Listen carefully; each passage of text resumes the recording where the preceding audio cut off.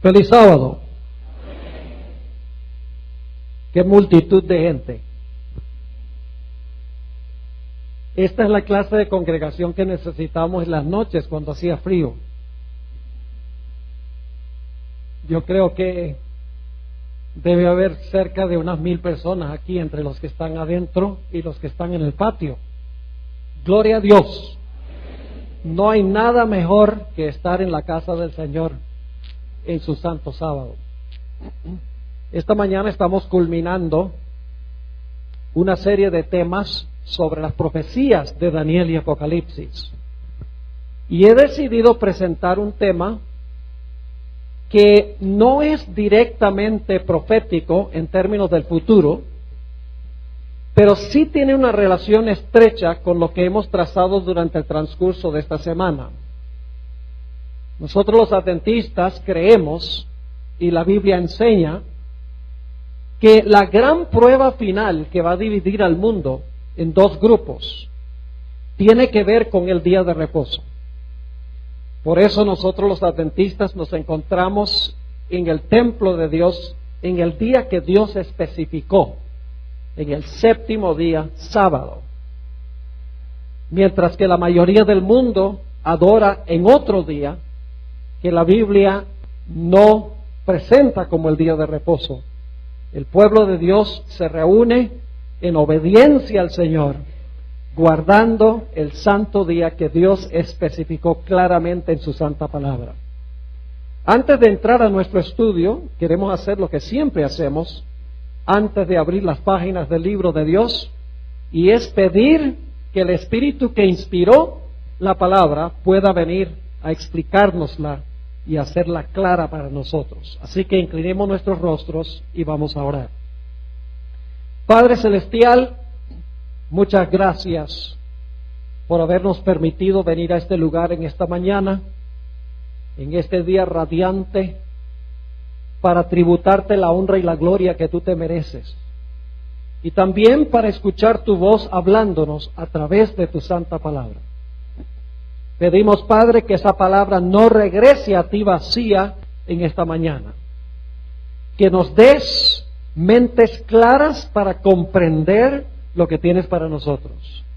Y que nos des corazones dispuestos, tiernos, para recibir la semilla de la verdad.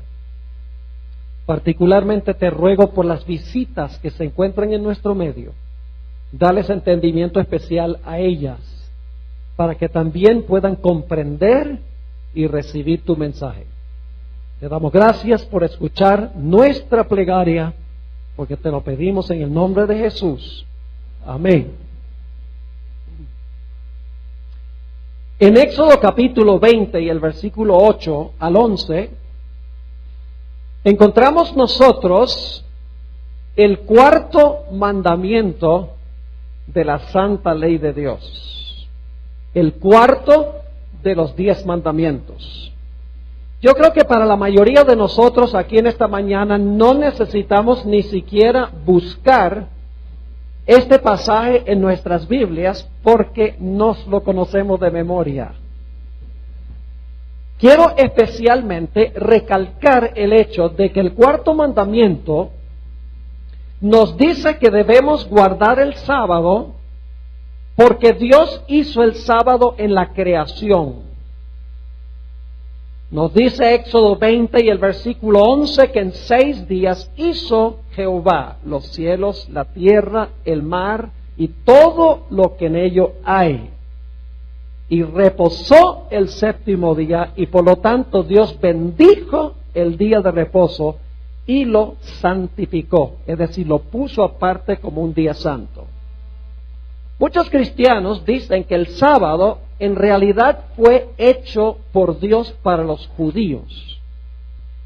El problema con ese argumento es que el sábado existió mucho tiempo antes que existiera un judío.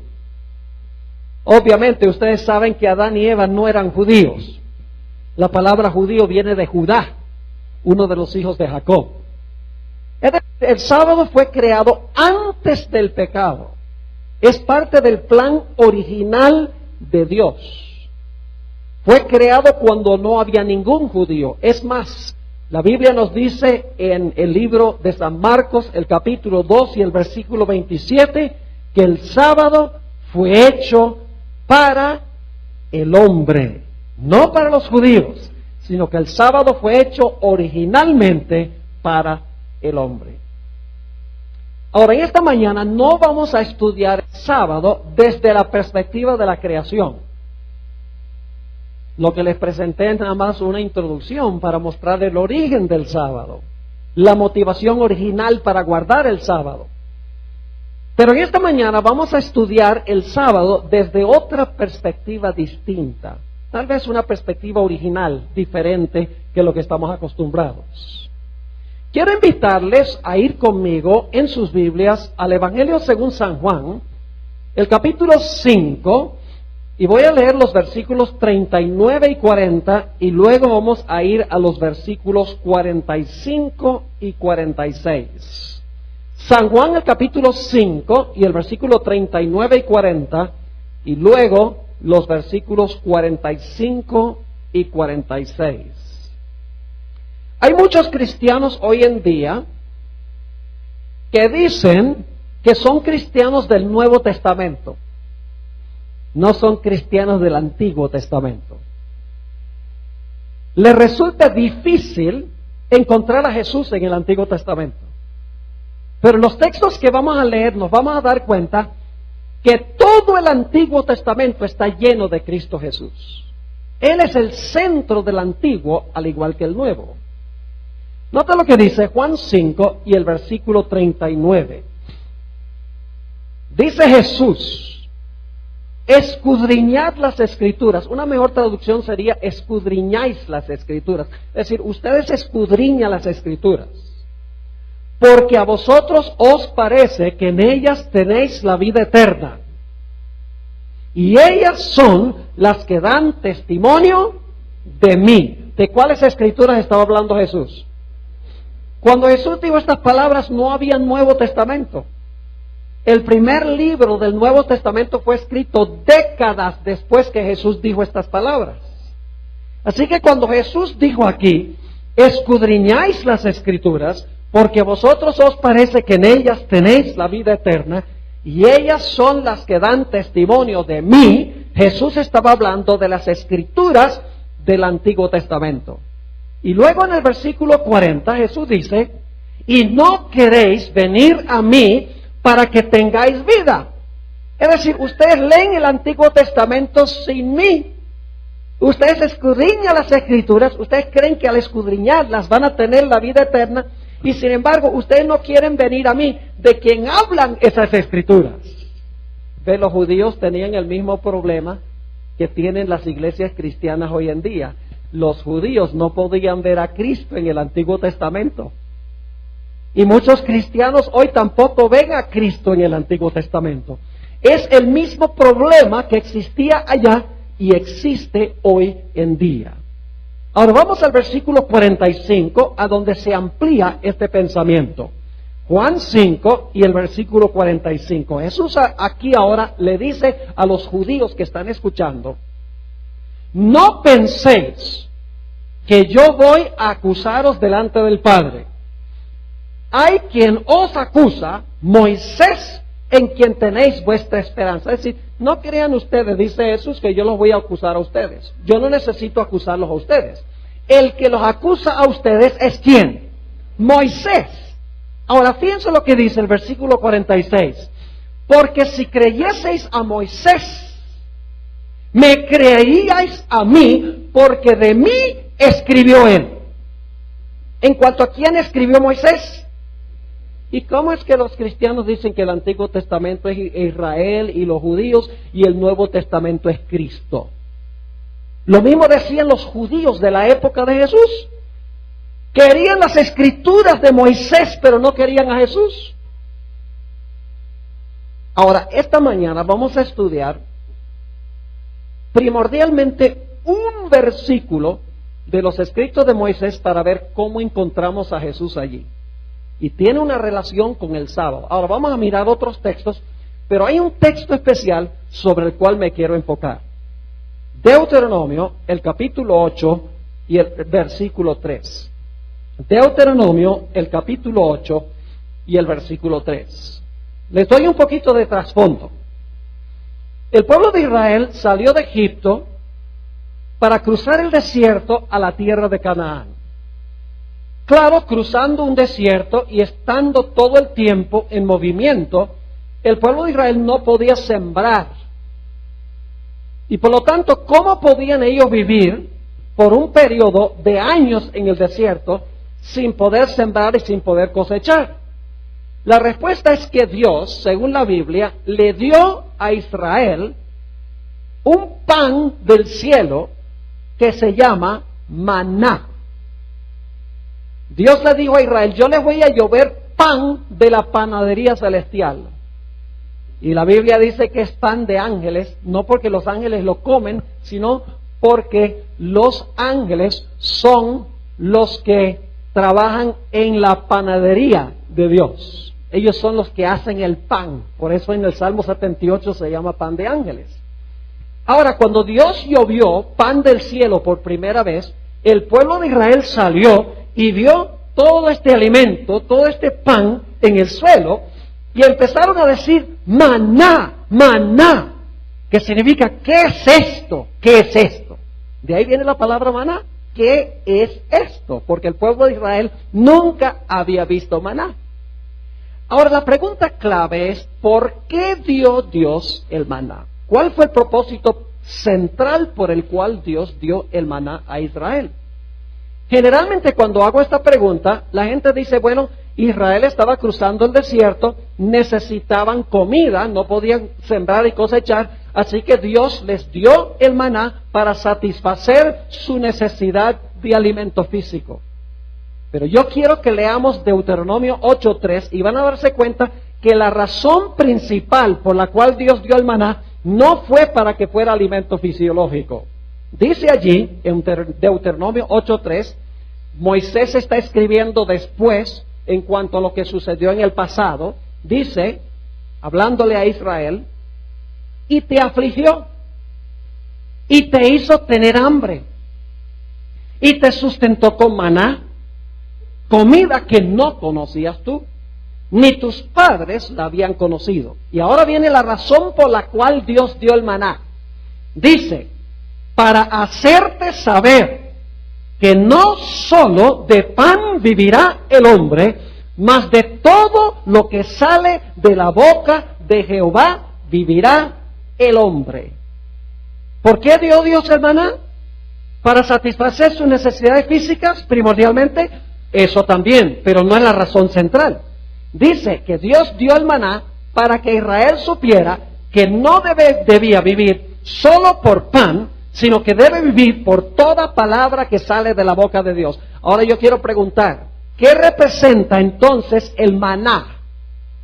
El maná representa la palabra de Dios. Se hace un paralelo entre el maná y la palabra de Dios. Ahora, quiero leerles otro pasaje a donde nos dice que el maná no era solo alimento físico. Vamos a 1 de Corintios, el capítulo 10 y los versículos 1 al 4. 1 de Corintios, el capítulo 10, y vamos a leer los versículos 1 al 4, a donde el apóstol San Pablo relata algunas de las experiencias del Israel antiguo, desde que salieron de Egipto hasta que llegaron al desierto. 1 de Corintios, el capítulo 10 y el versículo 1 al 4. Fíjense que el maná era alimento físico, pero era más que alimento físico, porque representaba la palabra de Dios.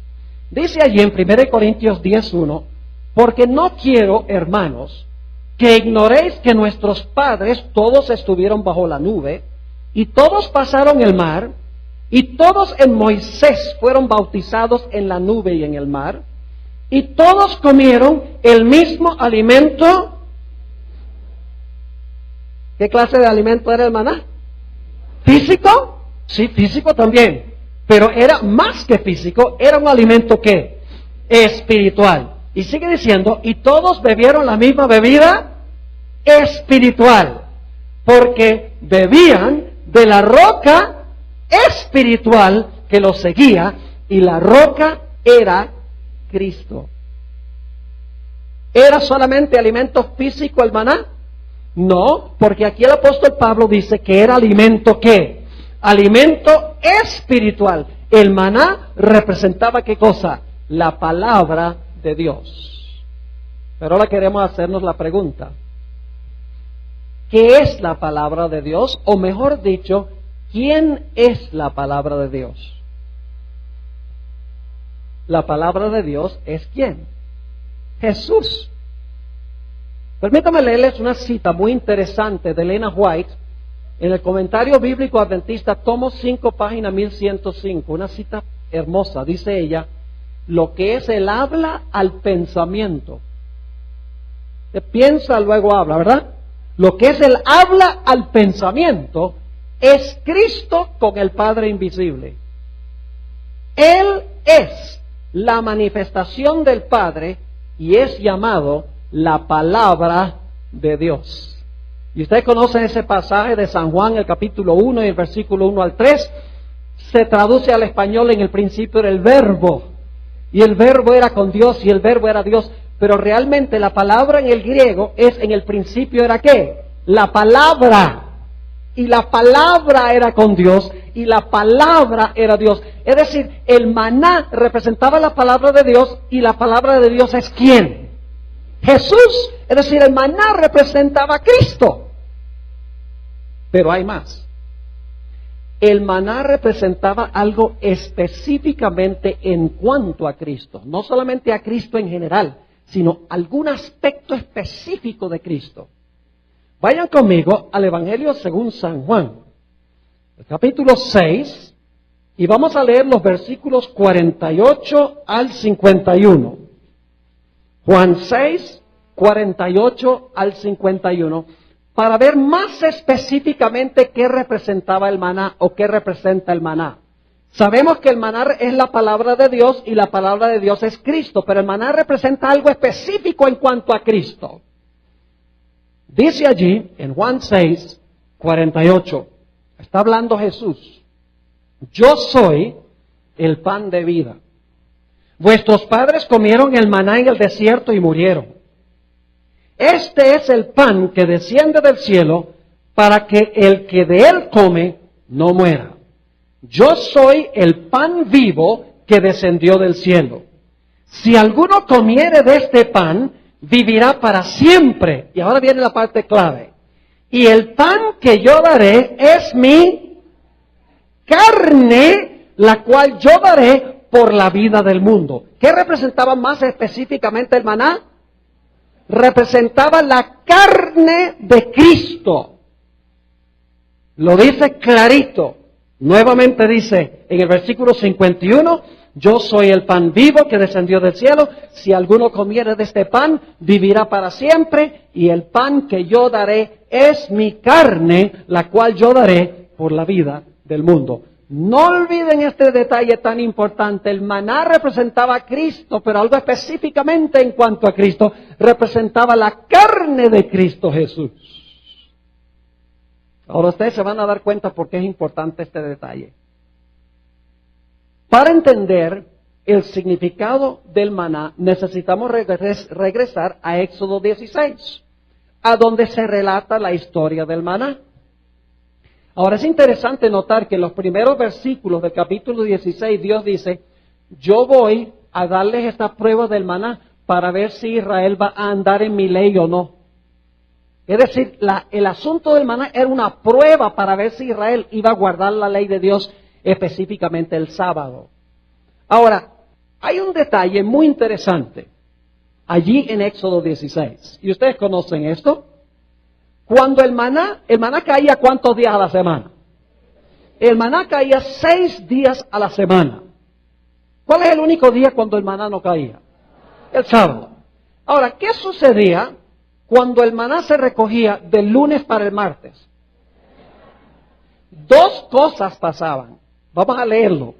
Éxodo 16 y el versículo 19 y 20. Cuando el maná se recogía cualquier día para otro día que no fuera viernes para sábado, 2 cosas sucedían con el maná. Note lo que dice Éxodo 16 y el versículo 19 y 20.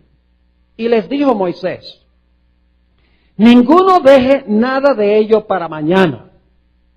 Mas ellos no obedecieron a Moisés, sino que algunos dejaron de ello para otro día. ¿Y luego qué dice? Y crió gusanos y hedió. Y se enojó contra ellos Moisés. ¿Qué dos características tenía el maná cuando se recogía cualquier día que no era viernes para sábado? Criaba gusanos y ¿qué? Y hedía. Este era pan raro. Yo pregunto, si ustedes van a una panadería y compran un pan y se lo llevan a la casa y no comen ese día del pan, sino que lo guardan para el siguiente día abren el paquete y está lleno de gusanos y hiede. No. Bueno, supongamos que lo dejan una semana entonces, sin abrir el paquete. A la semana abren el paquete y cuando abren el paquete lleno de gusanos, esto huele terrible. No. Se pone mohoso, pero no cría gusanos ni hiede. Es decir, el maná era un pan particular, distinto, especial, porque cuando se guardaba de un día para otro, criaba gusanos y hedía. Ahora yo quiero hacerles esta pregunta. ¿Qué es lo que cría gusanos y hiede? Carne en proceso de descomposición. ¿De acuerdo? Guarden eso en su mente, porque vamos a volver a ello. Lo que hiede y cría gusanos es carne que está en proceso de descomposición. Ahora, ¿qué sucedía cuando el maná se recogía del viernes para el sábado? Noten Éxodo 16 y el versículo 23 y 24, ya ustedes saben. Pero esta mañana vamos a descubrir que hay algo más en el maná que lo que hemos visto. Hay algo más profundo. No solamente quiere el maná enseñarnos a guardar el sábado, sino que el maná es una magnífica profecía mesiánica. El centro de la historia de maná no es el sábado, el centro de la historia del maná es Cristo Jesús, porque Él es el maná. Ahora note lo que dice Éxodo 16, 23 y 24. Y Él les dijo, está hablando Moisés a Israel, esto es lo que ha dicho Jehová, mañana es el santo día de reposo, el reposo consagrado a los judíos. Ah, muy bien, tienen sus Biblias. Ok, muy bien.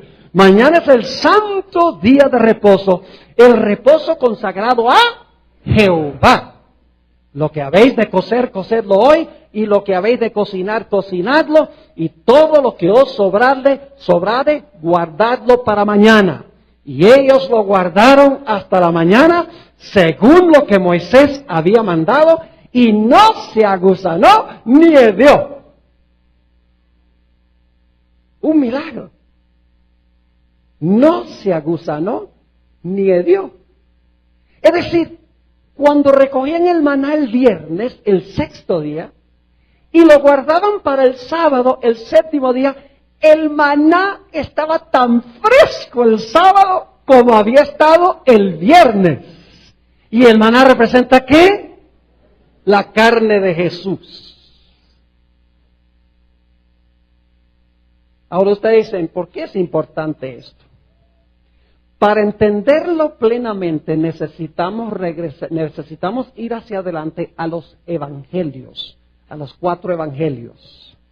Vayan conmigo a Mateo 27 y el versículo 46. Vamos a hacer un paréntesis ahora en lo que estamos estudiando del maná para estudiar la cronología de la pasión de Jesús, porque no vamos a entender la lección que Dios quiere enseñar con el maná al menos que entendamos la cronología de la pasión de Jesús. Vamos a mirar las 3 últimas declaraciones de Cristo en la cruz. Fueron 7, se conoce como las 7 palabras. Pero vamos a estudiar solamente las últimas 3 declaraciones de Cristo en la cruz.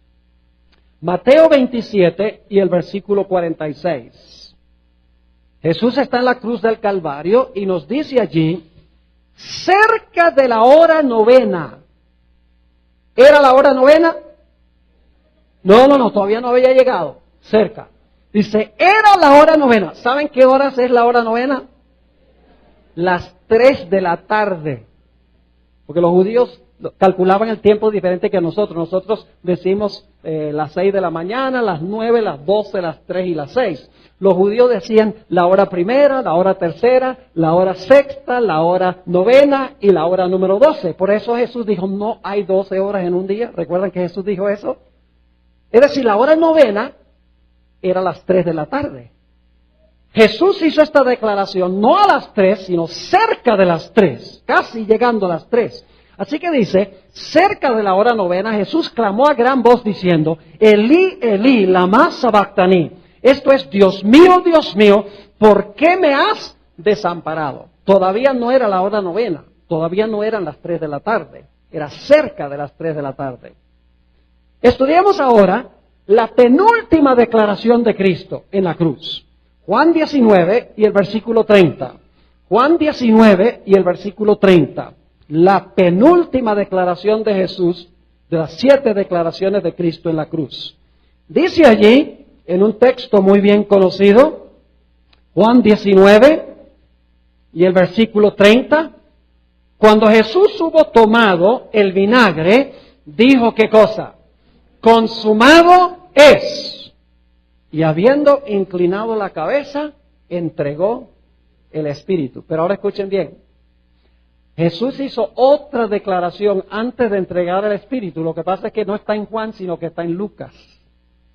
Por eso tenemos 4 evangelios, porque al estudiar los 4 evangelios sabemos la historia completa. Vamos a Lucas, el capítulo 23 y el versículo 46 para ver cuál es la última declaración de Cristo en la cruz antes de morir.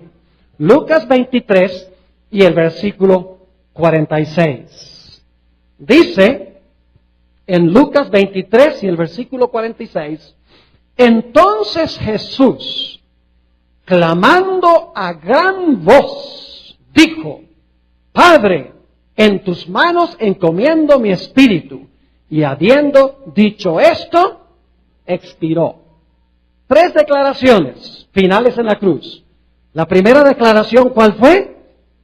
Dios mío, ¿por qué me has desamparado? La segunda declaración fue ¿cuál? Consumado es. Y la tercera declaración, Padre, en tus manos encomiendo mi espíritu. Yo le pregunto, ¿qué horas creen ustedes que eran cuando Jesús dijo, Padre, en tus manos encomiendo mi espíritu? La hora novena. Exactamente las 3 de la tarde. Y algunos están diciendo, Pastor, ¿cómo sabe usted eso? Porque Jesús murió como el Cordero Pascual. Y a esa hora se sacrificaba el Cordero Pascual. ¿Y dónde dice la Biblia tal cosa? Vamos a Éxodo 12 y el versículo 6. Éxodo, el capítulo 12 y el versículo 6, donde hay una expresión muy interesante. Jesús es nuestra Pascua, según el apóstol San Pablo. Dice en 1 Corintios 5, 7 y 8, Jesús, nuestra Pascua, ha sido sacrificada por nosotros. Así que si sabemos cuándo era sacrificada la Pascua, sabemos exactamente cuándo Jesús tenía que morir. Ahora fíjense Éxodo, el capítulo 12 y el versículo 6. Hablando del Cordero Pascual, dice, y lo guardarás hasta el día 14 de este mes, del mes de Nisan, el primer mes del año religioso judío. Lo guardarás hasta el día 14 de este mes. Y ahora escuchen bien. Y lo inmolará. ¿Qué significa inmolará? Significa sacrificar, ¿verdad? Como holocausto. Dice, y lo inmolará toda la congregación del pueblo de Israel. ¿Cuándo? Algunas versiones dicen al atardecer. Otras versiones dicen, ¿qué cosa? Entre las 2 tardes. Y así dice el hebreo en que fue escrito ese texto. No dice al atardecer, dice entre las 2 tardes. Así dice en el idioma original. Ahora ustedes están pensando, pero Pastor Borg, ¿cómo que este asunto de entre las 2 tardes? Nosotros sabemos que había una tarde, la Biblia dice de tarde a tarde, guardaréis vuestros sábados, y esa tarde es cuando se oculta el sol. Pero aquí dice que había 2 tardes, entre las 2 tardes. ¿Qué es eso? Es muy sencillo, no es complicado. ¿Cómo llamamos nosotros las horas entre las 6 de la mañana y las 12 del día? Las horas de la mañana. Y a partir de mediodía en adelante decimos son las horas de ¿qué? Las horas de la tarde. La primera tarde es cuando el sol alcanza su meridiano y empieza su descenso. Esa es la primera tarde. La segunda tarde es cuando ¿qué? Cuando se oculta el sol. Entonces yo pregunto, ¿cuándo sería entre las dos tardes? Entre las dos tardes sería entre las 12 y las 6. ¿Qué sería qué horas? A las 3 de la tarde. Es decir, el Señor Jesucristo murió exactamente a la hora novena. Su primera declaración fue cerca de la hora novena. La segunda, más cerca de la hora novena. Y cuando Jesús dijo, Padre, en tus manos encomiendo mi espíritu, y expiró, en ese momento llegaron las 3 de la tarde, exactamente entre las 2 tardes. Ahora escuchen, el Cordero Pascual era sacrificado a las 3 de la tarde. Pero luego era necesario preparar el Cordero Pascual para que cuando se ocultara el sol, el pueblo de Israel participara del Cordero Pascual y el pueblo de Israel comiera pan sin levadura cuando se ocultara el sol. Es decir, que se necesitaba preparar el Cordero. Había un proceso de preparación. Y entonces, después de la preparación, la gente participaba, comía el Cordero y participaba de pan sin levadura ya cuando se ocultaba el sol. Y entonces ya no era el 14 de Nisan, sino era el 15 de Nisan, cuando en verdad se comía el Cordero. Era sacrificado el 14 a las 3 de la tarde, pero el pueblo participaba de él después de la puesta del sol el 14, el 15 de Nisan, que compensaba la fiesta del pan sin levadura. Y entre ese tiempo se preparaba el Cordero para que el pueblo participara de él. Ahora yo quiero preguntarles, después de la muerte de Cristo, ¿fue necesario un proceso de preparación antes de que Jesús fuera sepultado? Claro que sí. Escuchen todo lo que tuvo que pasar. Era necesario que José de Arimatea fuera a pedir su cuerpo, según dicen los evangelios. Era necesario bajar el cuerpo de Jesús de la cruz. Era necesario lavar o limpiar el cuerpo de Jesús. Luego fue necesario envolver el cuerpo de Jesús en lienzos y transportarlo al lugar de la sepultura, colocarlo dentro de la bóveda y luego rodar la gigantesca piedra delante del sepulcro. ¿Ustedes creen que eso tomó 5 minutos? ¡No! Tomó desde las 3 de la tarde la mayor porción de esa tarde, pero escuchen bien, cuando el sol se ocultó, ¿dónde estaba Jesús? Estaba descansando en el sepulcro. Porque los judíos dijeron, tenemos que bajar el cuerpo y tenemos que sepultar el cuerpo antes que comience ¿qué? El sábado. Es decir, así como el Cordero Pascual se preparaba después de la muerte del Cordero y pasaba cierto tiempo, cocinaban el Cordero y preparaban la comida y luego se ocultaba el sol y venía la fiesta del pan sin levaduras y participaban del Cordero. De la misma manera, entre las 3 de la tarde y la puesta del sol, se preparó el cuerpo del verdadero Cordero de Dios que quita el pecado del mundo. Y luego fue depositado en el sepulcro inmediatamente antes de comenzar el sábado, lo cual significa que tiene que haber reposado en el sepulcro las 24 horas del sábado. Ahora estudiemos la secuencia de días de la pasión de Cristo. ¿Saben que me sorprende? Algunos cristianos dicen, pastor, ¿cómo sabe usted que el sábado de hoy es el mismo sábado de los días de Jesús? ¿Cómo sabe que el sábado no se ha perdido? Y lo que yo les digo es, ¿cómo sabes tú que el domingo de hoy es el mismo domingo de los días de Jesús? Porque van a la iglesia el domingo, dicen, porque Cristo resucitó este día el domingo. Pues si el domingo es el mismo día, el sábado es también. No se perdió. Lo que pasa es que la gente busca excusas para tener que guardar el sábado. Y yo no me explico por qué razón. Porque el sábado fue un regalo de Dios a la raza humana. Es uno de los regalos más preciosos que Dios puede haberle dado al hombre. No algo, sino tiempo. Dios dice, te voy a dar 24 horas de tiempo que voy a pasar contigo. ¡Qué glorioso regalo! Y sin embargo, muchos cristianos dicen, no, no me gusta eso, el sábado es un yugo de servidumbre. Y prefieren llevar adelante sus propias obras y sus propios trabajos, ir de compras, escuchar el radio, ver partidos de fútbol y llevar la vida adelante como de común y desacrar el santo día sábado de Dios. Ahora vamos a mirar la secuencia de días. Lucas 23 y el versículo 54. Lucas 23 y el versículo 54. La secuencia bíblica es clara. ¿Qué día murió Jesús? Viernes. ¿Cómo le dicen los cristianos a ese día? Viernes Santo, muy bien. ¿Y qué día reposó Jesús en el sepulcro? El sábado. ¿Qué día resucitó? El domingo, el primer día de la semana. Ahora, fíjense, la Biblia corrobora eso. Lucas 23, 54. Era el día de la preparación. Y estaba para comenzar el día de reposo. ¿Qué día murió Jesús? El viernes, porque dice estaba por comenzar el sábado. No había comenzado, es decir, el viernes murió Jesús. Y ahora escuchen el versículo 55. Y las mujeres que habían venido con él desde Galilea, siguieron también y vieron el sepulcro y cómo fue puesto su ¿qué? ¿Cómo fue puesto su cuerpo? ¿Lo pusieron ahí antes de comenzar el sábado? Sí, Señor, porque sigue diciendo en el versículo 56, y vueltas prepararon especies aromáticas y ungüentos, y luego ¿qué hicieron?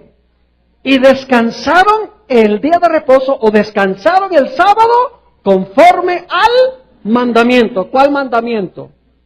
6 días trabajarás y harás toda tu obra, mas el séptimo día es sábado de Jehová tu Dios. ¿Esas mujeres pensaban que el día de reposo se iba a cambiar? No, porque dice que reposaron el sábado conforme al mandamiento. Y mientras Jesús reposaba dentro del sepulcro, ellas estaban reposando ¿dónde? Afuera. Ahora quiero preguntarles, ¿cómo creen ustedes que fue el reposo de esas mujeres ese sábado? Estaban felices y contentas y alegres, ¿verdad? Fue un día amargo para ellos. ¿Por qué razón? Porque su maestro estaba muerto. ¿Cómo podían concentrarse en algo que no fuera el hecho de que su maestro estaba en el sepulcro y estaba muerto? A quien más amaban de cualquier persona en el planeta Tierra, ahora estaba muerto y estaba en el sepulcro. Ese día tiene que haber sido un día de tortura. ¿Y saben lo que dicen muchos cristianos? Dicen, ustedes los adventistas guardan el sábado que fue un día triste. Pero nosotros guardamos el domingo que fue un día feliz porque Jesús había resucitado. Y suena bonito el argumento, pero no funciona. Yo pregunto, ¿Jesús había advertido a los discípulos y a las mujeres que él iba a morir, sí o no? ¿Les había dicho que iba a permanecer en el sepulcro? ¿Había dicho claramente múltiples veces que iba a resucitar el tercer día? Yo pregunto, si las mujeres hubieran creído lo que dijo Jesús, ¿cómo hubiera sido ese sábado? Un día de gloriosa expectativa. Hubieran pensado, el maestro vivió su vida perfecta para darme esa vida a mí si yo la reclamo. Y Jesús murió la muerte que yo debo sufrir por mis pecados. Jesús ha hecho provisión para la salvación y ahora está reposando en el sepulcro, pero mañana va a salir. ¿Cómo hubiera sido ese día si hubieran entendido? Hubiera sido un día lleno de felicidad y de gozo y de gloriosa expectativa. No era el propósito de Dios que fuese un día triste. Además de eso, ¿saben algo interesante? El domingo no fue ningún día feliz. Porque el domingo en la noche, Dice la Biblia que los discípulos ni siquiera creían que Jesús había resucitado. Entonces, si no creían que había resucitado, ¿cómo podían estar felices?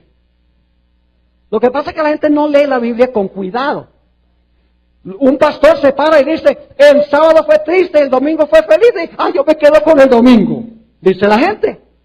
Pero no va a la Biblia para ver que Jesús había advertido que él iba a morir, iba a reposar, iba a resucitar. Debería haber sido un sábado de gloriosa expectativa, un día de gozo y de felicidad. Y además de eso, el domingo no fue ningún día feliz, porque los discípulos todo el día domingo no creían que Jesús había resucitado. Inclusive los 2 discípulos que iban en camino a Emaús, el domingo en la tarde, Jesús empieza a caminar con ellos y ellos dicen, nosotros pensábamos que Él era el que iba a redimir a Israel. Entonces el domingo no fue ningún día feliz. Estaban igualmente tristes. Hasta el domingo en la noche, que según la Biblia, domingo en la noche es ¿qué? El lunes en la noche, según el cálculo bíblico. Allí fue que ellos se dieron cuenta de que Jesús había resucitado y se llenaron de gozo y de felicidad. Permítame leerles una cita aquí, en un artículo que escribió Elena White, titulado El varón de dolores. Le pregunto, ¿cuántos días trabajó Jesús en la creación? ¿Qué día terminó Jesús su obra de creación? ¿Qué hizo Jesús el 7º día después de su obra de creación? Descansó. Jesús trabajó para salvarnos. ¿Qué día terminó Jesús? ¿Qué día dijo Jesús? Se terminó, consumado es. ¿Qué día terminó su obra de redención? El viernes. ¿Y qué día reposó Jesús de sus obras de redención? El sábado. Jesús hizo en la redención lo que había hecho en la creación. Ahora escuchen esta cita tan significativa. Esta escritora, con 2 años y medio de educación primaria, que la gente critica mucho, pero los que la critican no la leen.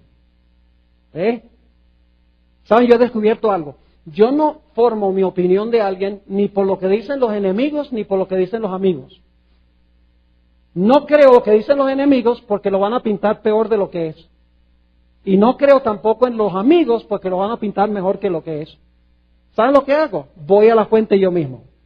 Si ustedes quieren saber si Elena White fue inspirada o no, lean sus escritos. Y se van a dar cuenta que al leer los escritos sus vidas van a ser diferentes y mejores. Esa es la prueba de que fue ella inspirada por Dios. Ahora escuchen lo que dice. El Padre y el Hijo reposaron después de su obra de creación.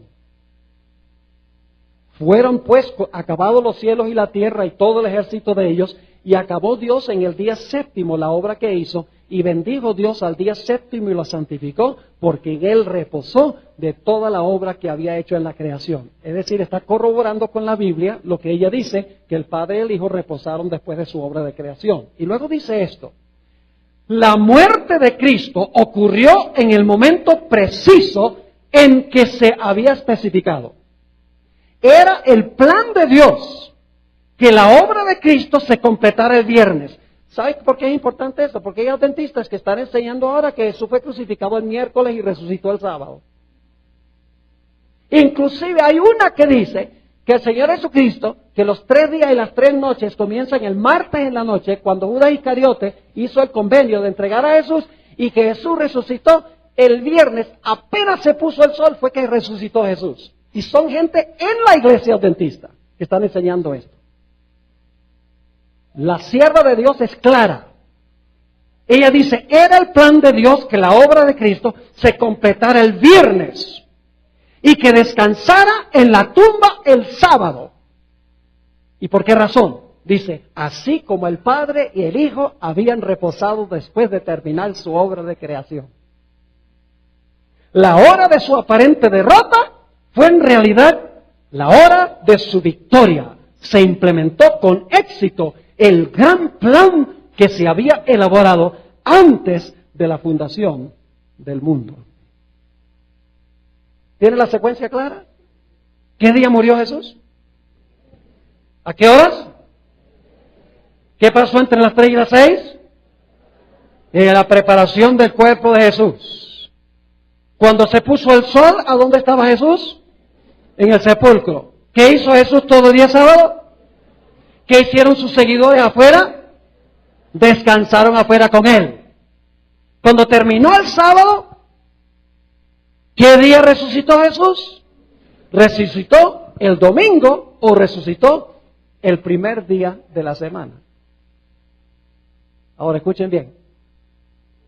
Me quedo maravillado al ver cómo cuando se celebra la Semana Santa, todo el mundo dice, Domingo de Ramos, miércoles de ceniza, jueves santo, viernes santo, domingo de resurrección. ¿Y el sábado qué?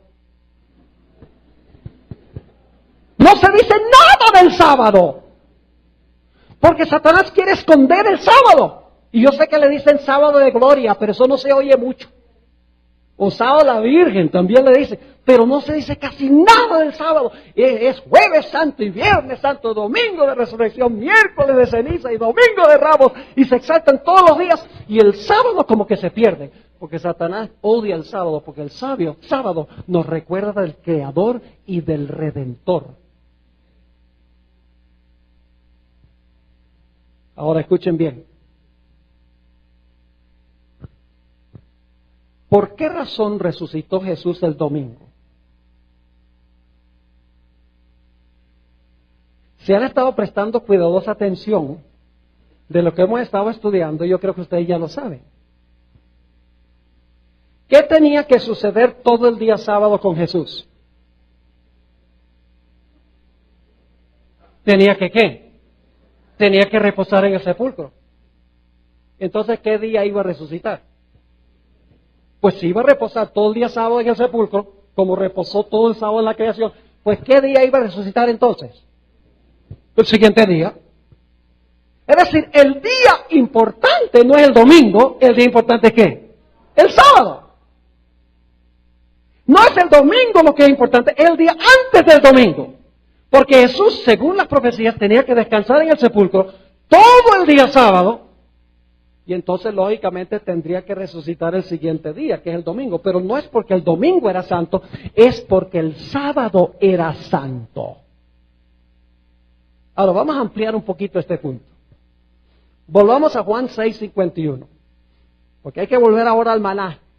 Ahí vamos a ver por qué razón es que Jesús resucitó el domingo, claramente. Juan 6 y el versículo 51, ya lo leímos, vamos a leerlo de nuevo. Está hablando Jesús y dice, yo soy el pan vivo que descendió del cielo. Si alguno comiere de este pan, vivirá para siempre, y el pan que yo daré es mi ¿qué? Es mi carne, la cual yo daré por la vida del mundo. ¿Qué representa el maná? La carne de Cristo. ¿Qué pasaba el sábado con el maná?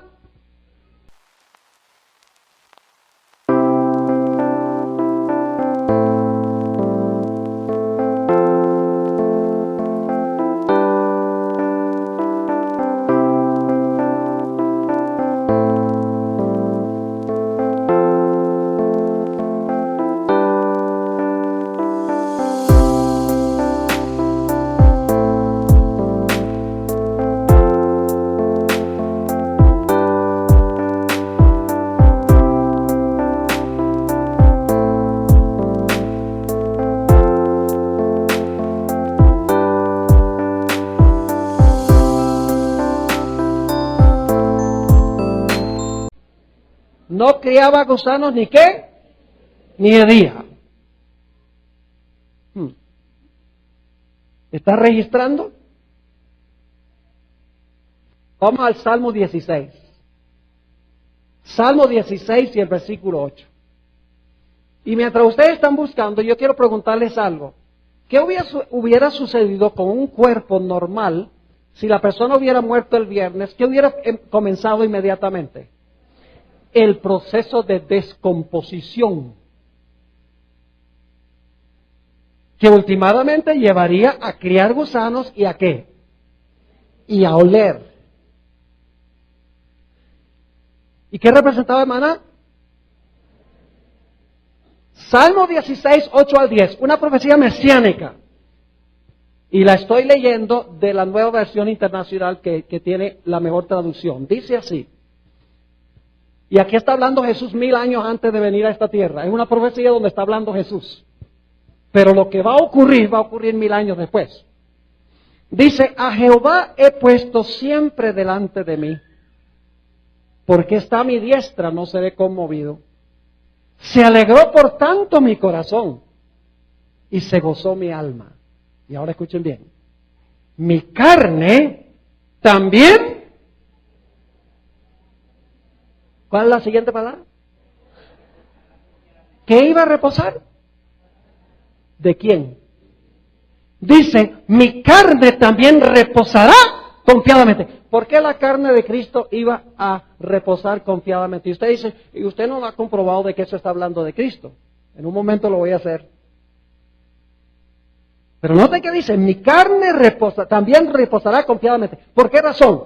Dice, porque no dejarás mi alma. Una mejor traducción sería vida. La palabra nefesh muchas veces en el Antiguo Testamento se traduce vida.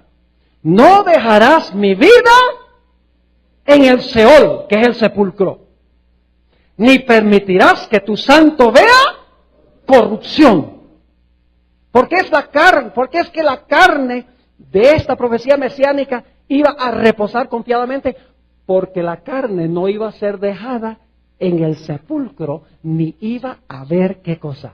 Corrupción.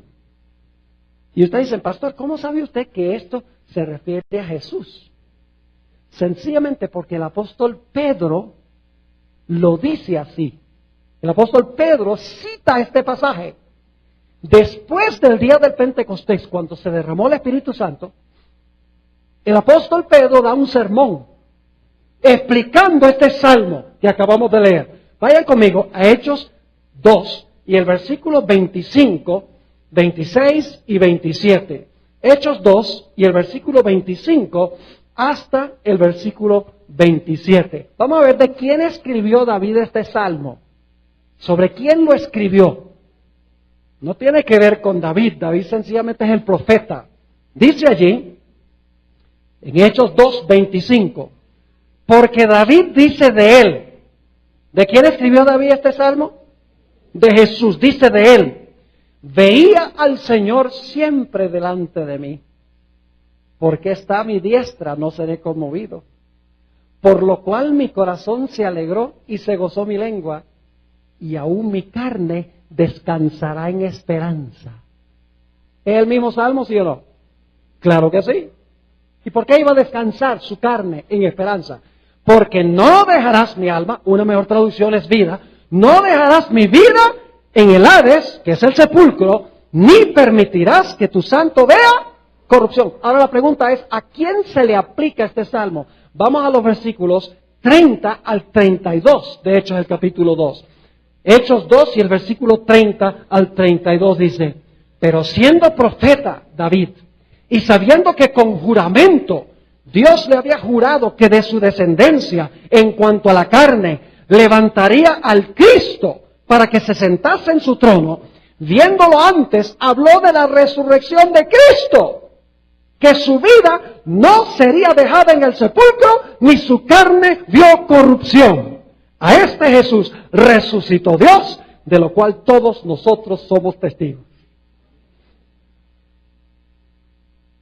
¿Qué pasó con el cuerpo de Jesús mientras estaba en el sepulcro? No comenzó el proceso de ¿qué? De descomponerse, porque Él era el maná.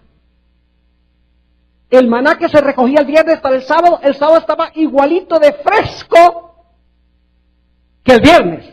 Yo pregunto, ¿el cuerpo de Cristo el sábado estaba igualito de fresco como había estado el viernes mientras estaba vivo? Sí.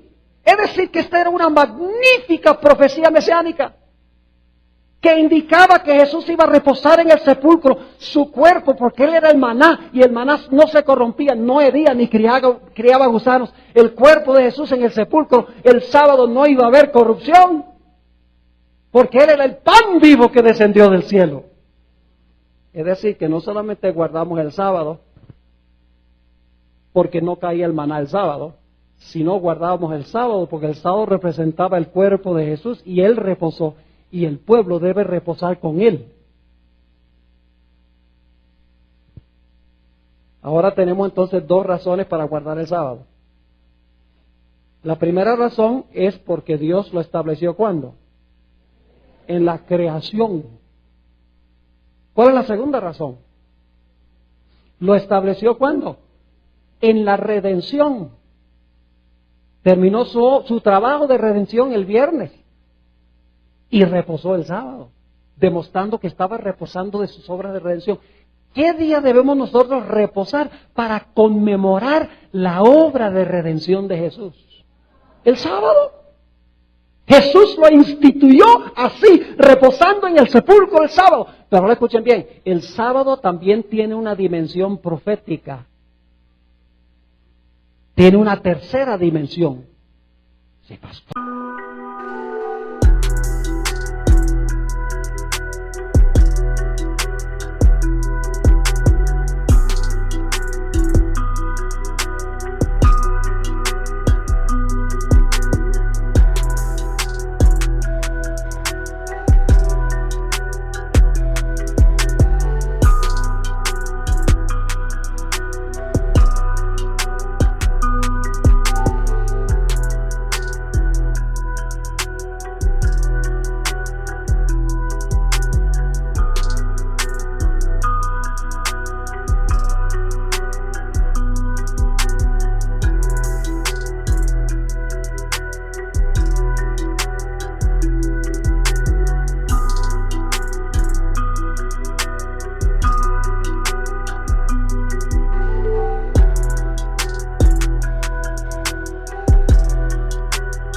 ¿Tiene una tercera dimensión el sábado? Sí, señor. Vayan conmigo a Isaías 66 y el versículo 22 y 23. Isaías 66 y el versículo 22 y 23. Un pasaje que ustedes conocen muy bien. Está hablando del futuro. ¿Hay alguna futura dimensión del sábado? Claro que sí. Dice allí en Isaías 66, 22. Porque como los cielos nuevos y la nueva tierra que yo hago, ¿qué va a hacer Dios? Cielos nuevos y tierra nueva que yo hago, permanecerán delante de mí, dice Jehová. Así permanecerá vuestra descendencia y vuestro nombre. Y de mes en mes. ¿Por qué de mes en mes? Porque en la Nueva Jerusalén hay un árbol que se llama el árbol de la vida y produce su fruto cada mes. Es decir, vamos a ir mensualmente a comer del árbol. Pero no solo mensualmente. Porque dice, de mes en mes y de domingo en domingo. Ah, muy bien. Están despiertos todavía. ¿Qué dice? De sábado en sábado. Vendrán todos a adorar delante de mí, dijo Jehová. ¿Cuál será el día que conmemorará la creación de cielos nuevos y tierra nueva? El sábado. ¿Cómo es que los cristianos hoy en día dicen sábado en la creación, sábado cuando Jesús murió, sábado en la tierra nueva, pero mientras tanto el domingo? El plan de Dios con el sábado nunca ha cambiado. Es el mismo plan de comienzo a fin, desde el cielos y tierra nueva al principio, cielos y tierra nueva al final de la historia. El plan de Dios nunca cambió. Y ahora escuchen bien. Cuando Dios creó este mundo, ¿Adán y Eva vieron a Dios crear algo? No.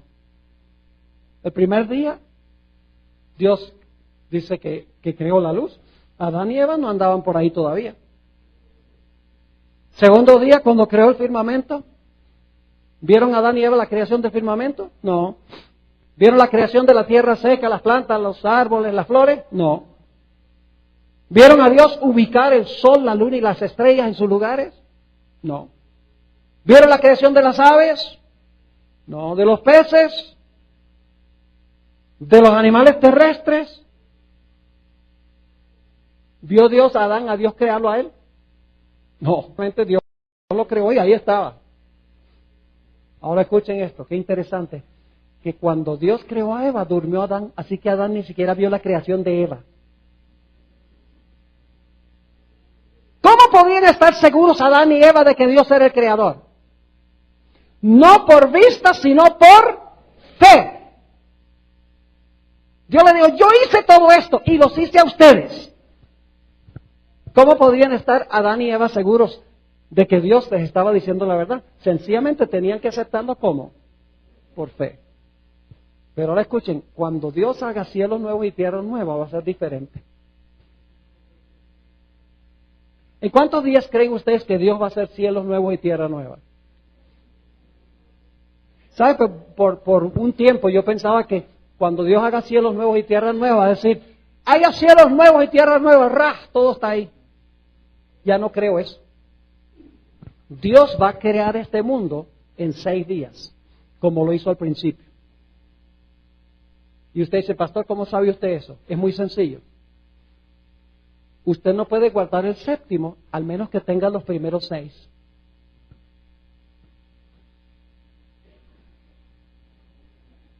Vamos a guardar el sábado en conmemoración de la creación de cielos nuevos y tierra nueva. ¿Lo vamos a guardar? ¿Cómo usted puede guardar el séptimo si Dios no usó los primeros 6 para crear? ¿Me están entendiendo? Dios va a hacer este mundo en 6 días, pero va a ser diferente. Porque al principio Adán y Eva no vieron a Dios crear nada, pero cuando Dios haga cielos nuevos y tierras nuevas, nosotros vamos a estar ahí viéndolo. Imagínense, vamos a tener asientos especiales, donde Dios va a decir, sea la luz. Estamos viéndolo. Sea el firmamento. Testigos oculares. Produzca la tierra, plantas y árboles y flores. Dios tiene que crear plantas y árboles y flores porque el sol quemó todo bajo la 4ª plaga, antes de la segunda venida. Luego Dios va a decir, el sol, la luna y las estrellas que fueran movidas de sus lugares a la voz de Dios, ocupen sus lugares de nuevo. Y Dios va a decir, ahora haya aves en los cielos y peces en los mares, y ahora burbujean las aguas y se oyen los trinos de las aves, de los pájaros. Y luego entonces Dios dice, produzca la tierra seres vivientes, y ahora aparecen todos los animales terrestres perfectos, el león sentado con el cordero. Entonces cuando Dios termina de hacer su obra, Dios dice a su pueblo, vengan ahora y disfrutemos lo que yo hice. Pasemos todo el día sábado contemplando los frutos de mi obra. Y Dios reposará con su pueblo el sábado. Hermanos y hermanas, qué glorioso es el sábado. Nos conmemora nuestro gran Dios creador, nos conmemora nuestro gran Dios redentor, y apunta hacia el tiempo cuando nuestro Dios que nos creó y nos redimió va a ser cielos nuevos y tierra nueva, a donde habita la justicia. Y vamos a trabajar 6 días, como dice el mandamiento, y vamos a reposar cada séptimo día. Iremos allá a adorar a Dios, y adoramos a Dios porque Él es nuestro creador. Alguna persona dice, bueno, pastor,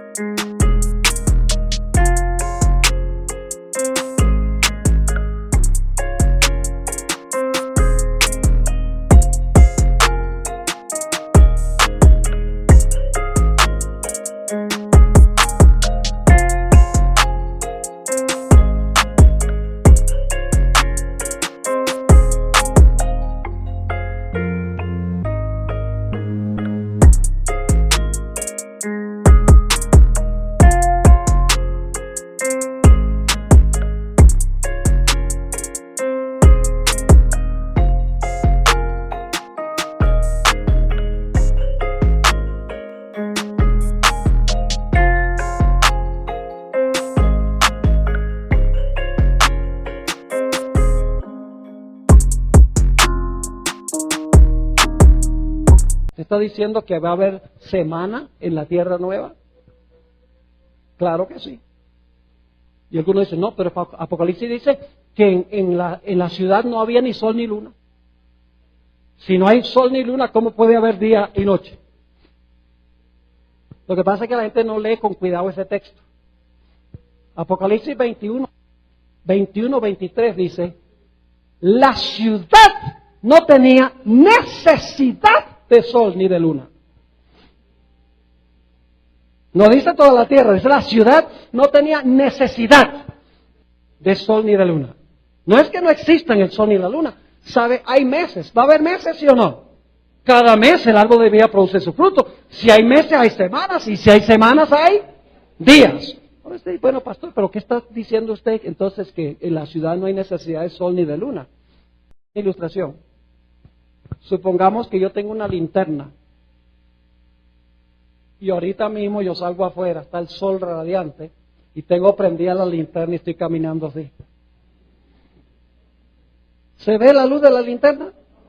No, inclusive la gente decía, este está loco. ¿Para qué necesita la linterna si el sol está brillando? Escuchen, no hay necesidad de linterna porque el sol es tan deslumbrante que la luz de la linterna ni siquiera se ve. Por eso dice, la ciudad no tiene necesidad de sol ni de luna, porque Dios es la luz de la ciudad. Y su luz deslumbra el sol y la luna. Y en Isaías 24 dice que el sol se avergonzará. Y la luna también. Cuando Jehová reine en Sión y en la santa nueva Jerusalén. Hermanos y hermanas, qué glorioso regalo nos ha dado Dios. Cada séptimo día nos da tiempo para que recordemos nuestro origen, para que recordemos nuestra redención y para que miremos con expectativa aquel gran día cuando nuestro Dios hará cielos nuevos y tierra nueva. ¡Qué regalo tan glorioso! Nos lo dio para que nos acordáramos cada semana, para que no nos olvidemos. Por eso el mandamiento dice, acuérdate del día de sábado para santificarlo. ¿Cuántos quieren agradecerle a Dios por habernos dado este maravilloso regalo, el regalo del sábado? Gloria al Señor. Ahora yo quiero hablar un momento con aquellas personas que están visitándonos, que posiblemente nunca habían oído esto. Porque esto puede ser nuevo para algunas personas aquí. ¿Hay alguien aquí que en su corazón sabe que lo que hemos hablado es la verdad? Lo desconocían. Y quieren decirle al Señor Jesús, yo también quiero disfrutar de las bendiciones de tu santo sábado. Yo también quiero escoger obedecer tu santa ley y pasar todo el día sábado contigo en adoración y en reflexión. Yo quiero también observar el santo sábado. No lo he estado haciendo, no lo entendía, pero hoy quiero tomar mi decisión de disfrutar del sábado con mi querido Jesús. ¿Hay alguien así en esta mañana que quiere levantar la mano? Levanten la mano, yo quiero orar por ustedes. ¿Por qué no se ponen de pie? Porque las manos, yo no veo las manos, hay tanta gente aquí, un mar de gente. Póngase de pie, gloria a Dios. ¿Quién no va a querer? ¿Quién no va a querer? ¿Es una bendición el sábado? Las iglesias dicen, no, el sábado es un yugo de servidumbre. Ay, no puedes hacer esto y no puedes hacerlo. ¿Sabe? El sábado yo estoy tan ocupado, concentrado en Dios, que no tengo tiempo para nada más. Si tú estás pensando, ay, no puedo comprar, y no puedo ver televisión, y no puedo ir a jugar fútbol, y tú prefieres eso que pasar el tiempo con Jesús, entonces tú tienes un problema con la relación con Jesús. Porque no hay nada mejor que pasar el tiempo con Jesús. ¿Hay alguien más que quiere colocarse de pie y decirle al Señor Jesús, sí, yo también quiero? Quédense de pie porque yo voy a tener una oración para ustedes. ¿Alguien más? Gloria a Dios. Tenemos algunos parados que levantan la mano y dicen, yo estoy parado, pero también tomo mi decisión de guardar el sábado. Gloria a Dios. Allá atrás, en el balcón, tenemos también algunas personas paradas. Gloria a Dios, gloria a Dios. ¿Alguien más? No voy a mandarles a pasar al frente, no vamos a tomar sus nombres, no los vamos a comprometer, porque el compromiso no es conmigo ni con la iglesia adventista, el compromiso es con Dios. El compromiso del sábado es con Dios. La iglesia adventista guarda el sábado, y creo que es la iglesia que enseña la verdad, y creo que algún día los que se han parado van a querer integrarse a la iglesia, pero la decisión hoy es la decisión de guardar el santo sábado del Señor. Gloria a Dios. Voy a tener una palabra de oración ahora. Quiero pedir que los que se pusieron de pie se queden de pie. Si hay alguno más que quiere pararse durante la oración, lo puede hacer también. Oremos. Padre, estamos culminando hoy una semana de estudio profético y hemos estudiado la tremenda importancia de tu santo sábado. Ahora sabemos por qué va a ser la señal que va a dividir a la raza humana en el tiempo del fin. Porque va a decidir quién va a servir al Creador guardando su día y quién va a servir a la bestia y el día que la bestia estableció. Padre, sabemos que no es cuestión de días, es cuestión de cuál autoridad aceptamos nosotros. Y el día sencillamente es la forma externa en que mostramos si aceptamos la autoridad de Dios o la autoridad de la bestia. Padre, te damos gracias por habernos dado tu santo sábado.